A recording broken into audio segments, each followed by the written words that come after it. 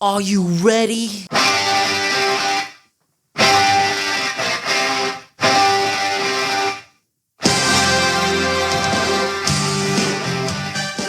Hello wrestling fans and welcome to another episode of Irish Wrestle Talk. I believe women's wrestling is something that should be celebrated and recognised even more so than it may have been in the past. And today I'm delighted to cover one of the most iconic ladies of wrestling through the ages, Sherri Martel. I don't think you can have a conversation about the best ever women in wrestling without having Sherri in the mix. I can remember her from my childhood days and the impression she left on all wrestling fans. So let's dig in and take a look at her story.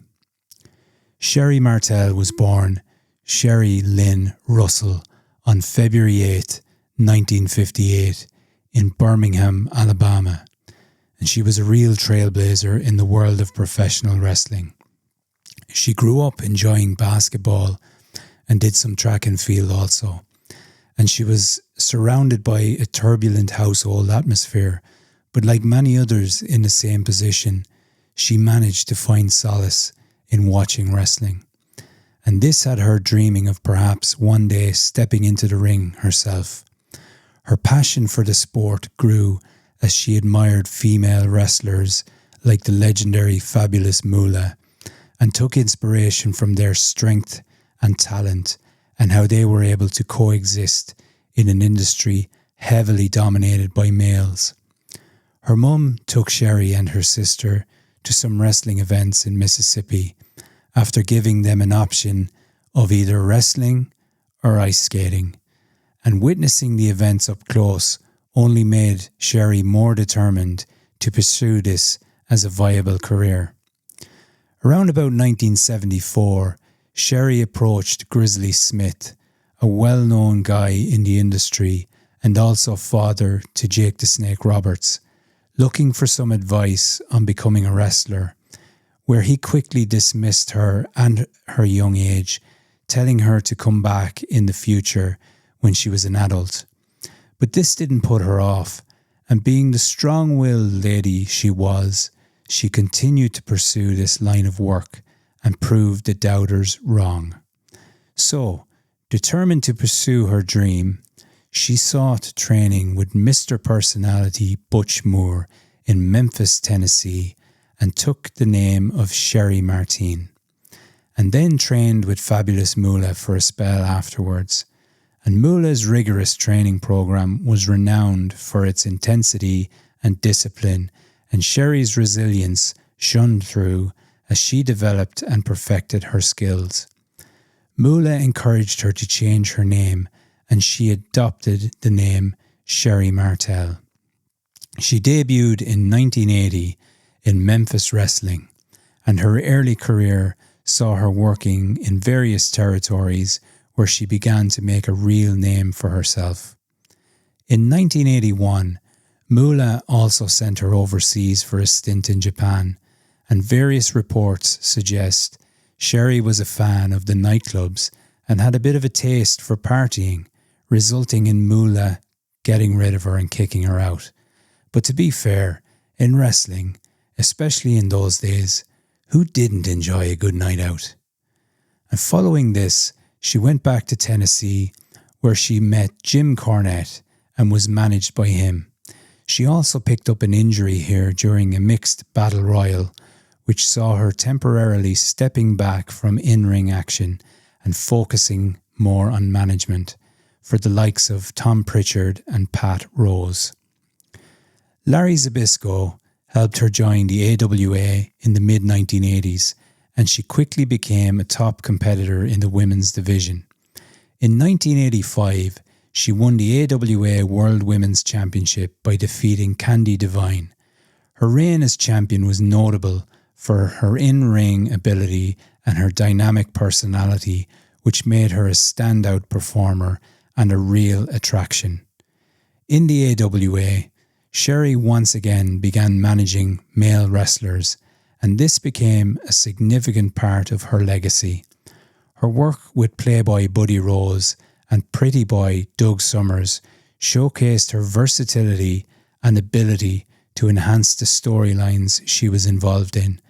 And with Rose and Summers feuding with the Midnight Rockers of Shawn Michaels and Marty Jannetty, this was interesting as Sherri and Michaels' paths would cross once again more significantly in later years. Jesse the Body Ventura, who had been an AWA wrestler, was now with the WWF, and he recommended Sherri as someone that could add some value to the WWF's programming. So with this in mind, Martel joined the WWF in 1987. She initially competed as a wrestler and won the WWF Women's Championship by defeating her old foe and mentor, the Fabulous Moolah. Her reign as champion lasted an incredible 15 months, during which she defended the title against numerous challengers and further established herself as one of the top female wrestlers in the world. She lost the belt eventually to Rockin' Robin, who was actually Grizzly Smith's daughter and Jake the Snake's sister. The WWF moved away from women's wrestling a little bit in the 1990s, and in doing so, Martel once again turned her talented hand to managing male talent, and this well and truly cemented her legacy in the WWF. She made a number of appearances as Peggy Sue, the girlfriend of the Honky Tonk Man, where she would interfere in matches and be a real nuisance where possible. Then, following WrestleMania 5, Sherri confronted Miss Elizabeth, who was then manager to the Macho Man Randy Savage, and subsequently, Savage gave Miss Elizabeth the flick and partnered up with Sherri, and this is where she adopted the name Sensational Sherri. And it's around this time I got into the whole wrestling fandom, and I remember her vividly. Her chemistry with Savage was nothing short of electric. They obviously needed to find someone who could match the Macho Man and his flamboyant, intense persona, and match him she did, and she played a pivotal role in his feuds and matches, including his legendary rivalry with Hulk Hogan, where she was present throughout, involved in the feuds with Hogan, Brutus the Barber Beefcake, and Savage and Zeus. And it was incredible stuff to watch and witness. She could really mix it up with all the male characters, and she was one tough lady. She also became sensational Queen Sherri when the Macho Man defeated Hacksaw Jim Duggan to become the King of the Ring, and this gave the pair a real chance to go overboard with the elaborate costumes and the regal demeanour, but it suited them both. It was box office stuff.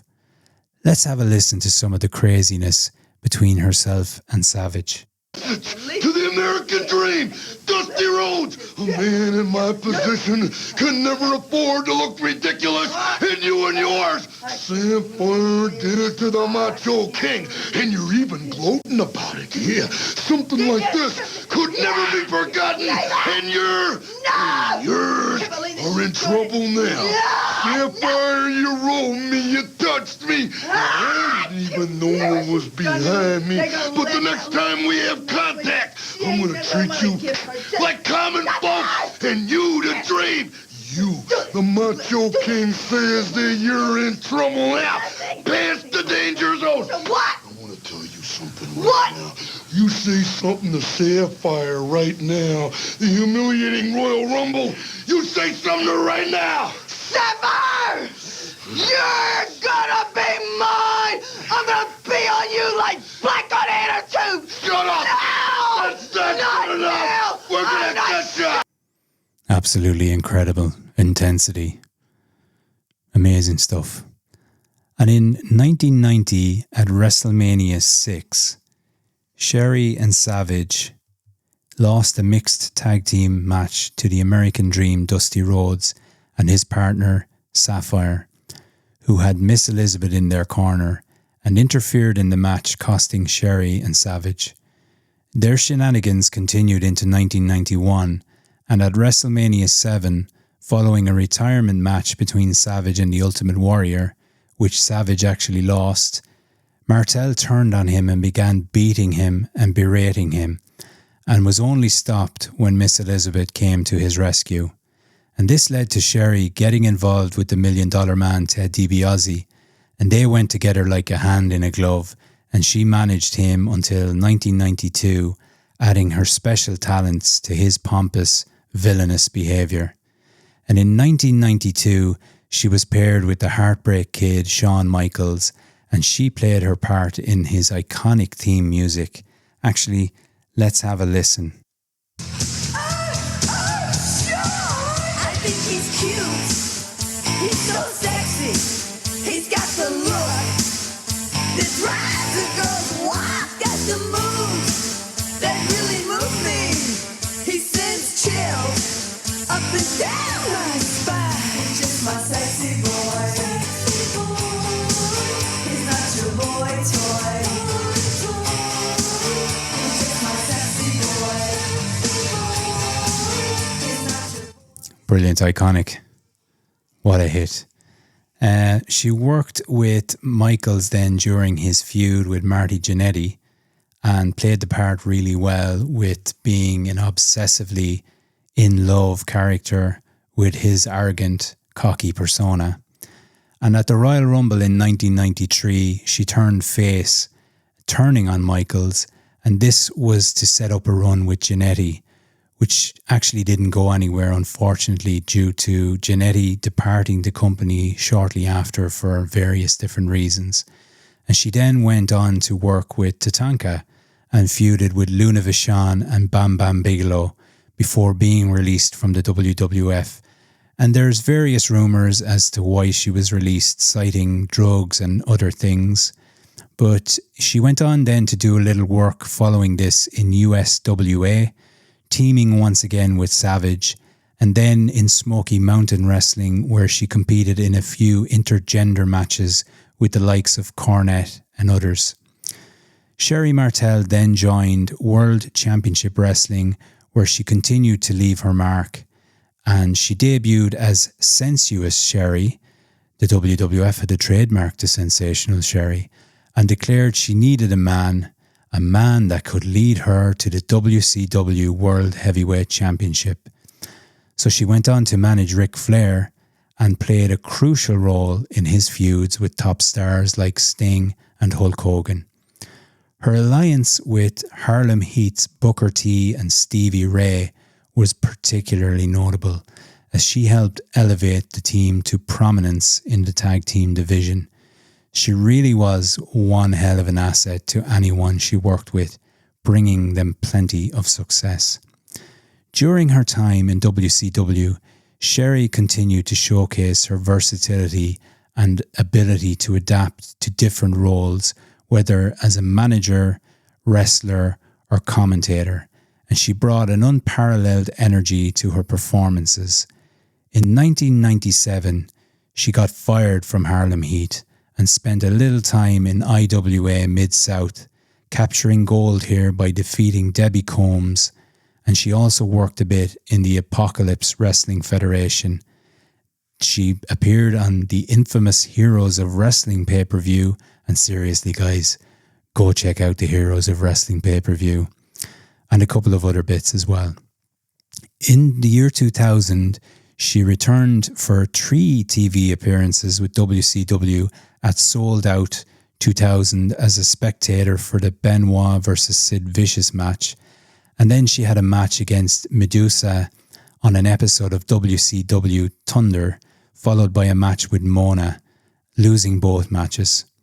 Sherri's final wrestling match was in 2005 at Wrestle Reunion, where she teamed with Peggy Lee Leather, Amber O'Neill and Chrissy Vane, losing to the team of Wendy Richter, Malia Hosaka, Bambi and Jenny Taylor.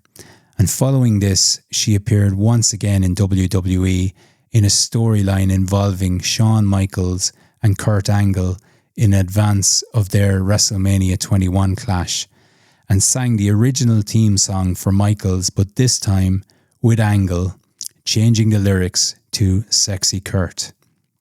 And in 2006, Sherri was rightfully and deservedly inducted into the WWE Hall of Fame by Ted DiBiase and into the Professional Wrestling Hall of Fame in 2014. Sherri Martel's influence extended beyond the major promotions.